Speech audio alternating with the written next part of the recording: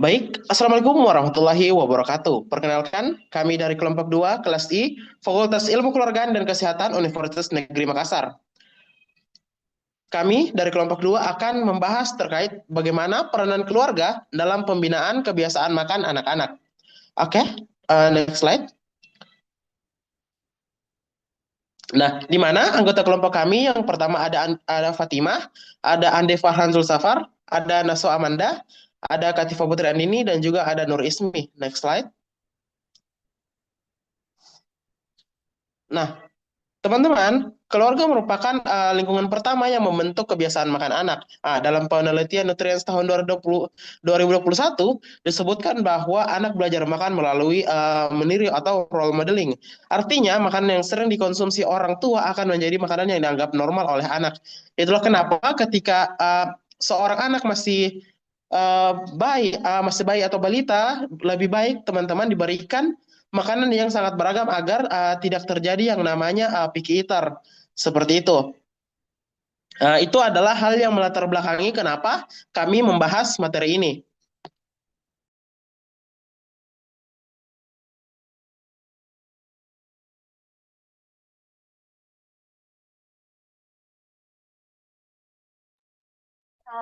Perkenalkan saya Katifa Putri Andini. Nah, selanjutnya itu ada fungsi keluarga dalam pembinaan makan pada anak. Nah, yang pertama itu ada role model itu.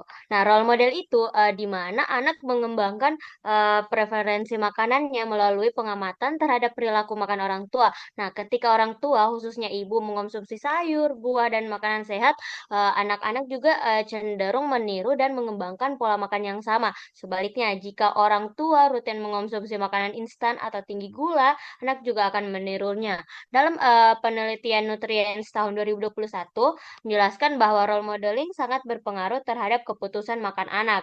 Yang kedua itu ada penyedia lingkungan makanan dalam keluarga. Nah, keluarga menentukan ketersediaan makanan di rumah. Makanan yang tersedia dan mudah diakses, anak akan menjadi makan makanan yang paling sering dikonsumsi. Keberlimpahan buah dan sayur meningkatkan konsumsi anak, sementara ketersediaan makanan instan ataupun snack dapat meningkatkan pola makan yang tidak sehat. Nah, yang ketiga itu ada aturan makan. Nah, aturan ini seperti jadwal makan, frekuensi makan bersama, dan pembatasan snack membentuk kebiasaan makan teratur. Nah, makan bersama ini dalam keluarga terbukti meningkatkan kualitas diet anak karena anak dapat belajar cara makan yang benar dan mendapatkan dukungan sosial.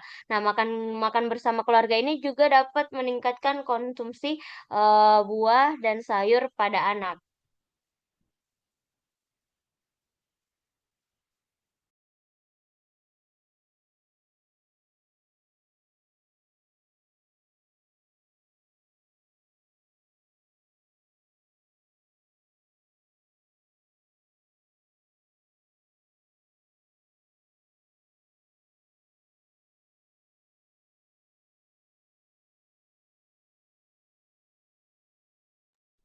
Baik, selanjutnya yaitu pengaruh struktur keluarga. Keluarga dengan jadwal padat atau jarang makan bersama cenderung lebih sering memberikan makanan siap saji sehingga pola makan anak menjadi kurang sehat.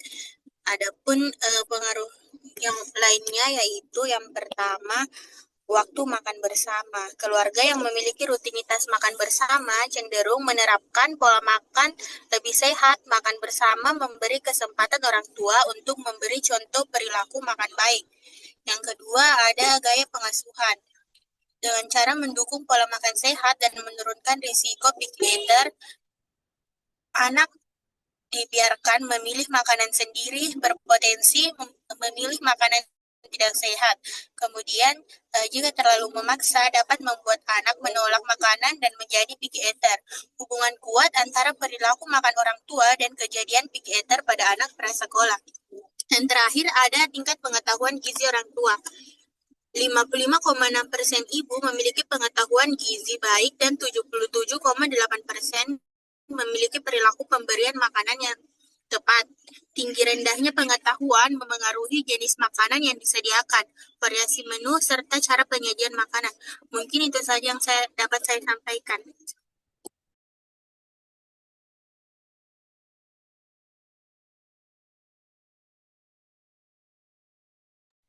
Baik, di sini saya akan membahas mengenai peran ibu dalam mengatur menu. Jadi, ibu berperan sebagai manajer gizi keluarga, di mana pengetahuan ibu tentang gizi terbukti berhubungan dengan kemampuan dalam menyediakan makanan seimbang. Ibu yang berpengetahuan baik lebih tepat dalam pemberian makan, baik dari segi frekuensi, porsi, maupun jenis makanan. Peran ibu dalam mengatur menu itu ada 4. Yang pertama, yaitu mengatur menu dan variasi makanan, di mana ibu menentukan apa yang dimasak setiap hari, jumlah sayur, lauk, buah, serta jenis makanan yang dibeli. Pengetahuan gizi ibu berkaitan langsung dengan kualitas menu. Yang kedua, memberi contoh kebiasaan makan yang sehat. Jadi, jika ibu sering makan buah, sayur, dan makanan rumah, otomatis anak cenderung mengikuti pola makan ibu. Dan sebaliknya, jika ibu sering makan snack, makanan instan, ataupun melewatkan makanan, anak akan otomatis meniru dan membentuk kebiasaan yang sama. Yang ketiga, ada mengatur lingkungan makanan, di mana ibu mengontrol makanan apa yang disediakan di rumah, kapan anak boleh makan snack, dan juga kapan anak makan bersama keluarga. Yang terakhir yaitu mengurangi resiko picky eater, di mana sikap ibu yang positif terhadap makanan seperti tidak memaksa, memberi contoh, dan memberi dorongan mencoba makanan baru, dan juga menurunkan resiko picky eater. Baik, itu saja dari saya. Dikembalikan ke pemateri selanjutnya.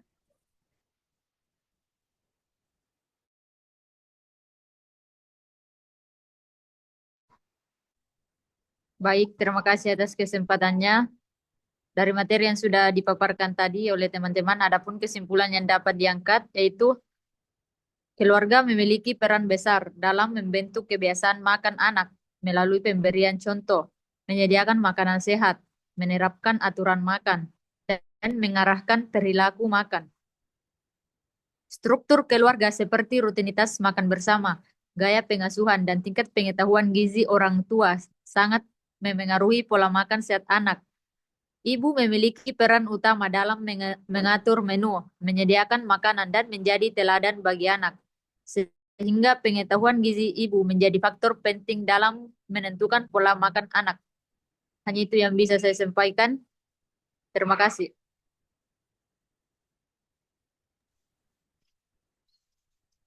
Baik, demikianlah tadi presentasi dari kami kelompok 2 terkait materi yang kami paparkan. Saya selaku moderator dan juga teman-teman mewakili kelompok 2 pamit undur diri. Wabillahi taufiq hidayah. Wassalamualaikum warahmatullahi wabarakatuh.